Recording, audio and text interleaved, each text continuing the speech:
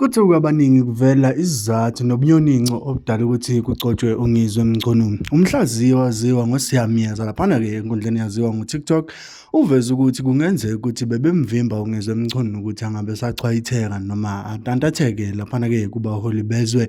Njengoba-ke isilo sigcina simenza umdidiyelo wamabutho besiveza uvezeni ukuthi besenzela ukuthi angabe esakhuluma izinto ey'ngahlelekile phakathi kwesizwe.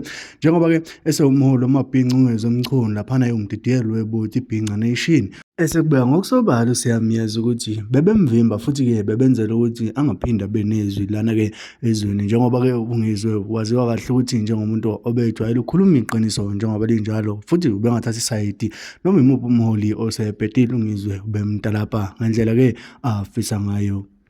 Kanti-ke mlaleli wami, ngaphandle nje yokuthi sikubambezele sikuphathele yena-ke usiyamiyeza eyichaza indaba eyihlakaza siyawabukela ku-TV yakahamba phambili iGuluva TV. Cela ukuthi wenze lokhu, subscribe, share, comment, like, asihlangane khona. Kanti makubingelana lesikhathi ekubingelela yena mathinta acabisa intombi zimqomela amehla akhe abanye baqamela imali ethi bazingena kwethu khomba lapha nakuphela cha umacingwana uyini ungangezwe lakhe umbekele ukuba imbube ukuba yini umongameli aphinde umkhuzi webutho elibizwa ngokuthi amabhinca.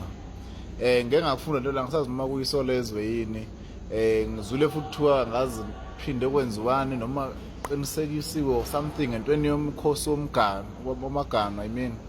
So into kanjalo phela laba sebephathe kabuhlungu manje ukuthi angithi abazwana bamthandisisa ihlehle uNgizwe kulamalanga ngesimo sokuthi usama kakhulu noma omntolo basamthandela usabhizi nama members ka-ANC. Kanti kuyasolisa futhi ukuthi khona nandlela thizeni yokuphila laphana ekhona ngathi uyithola lapha.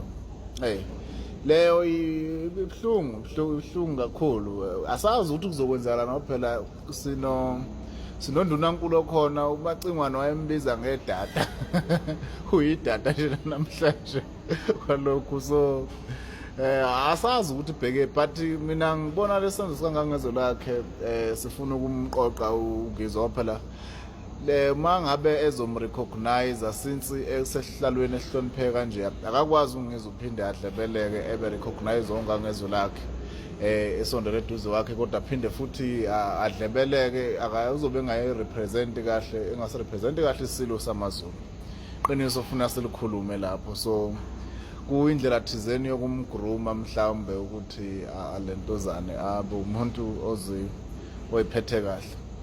Nina abanye mina nje ngoba senginibona ini personal ngisazontalabha impela futhi nje ukuthi anginitshele nalama file ukuthi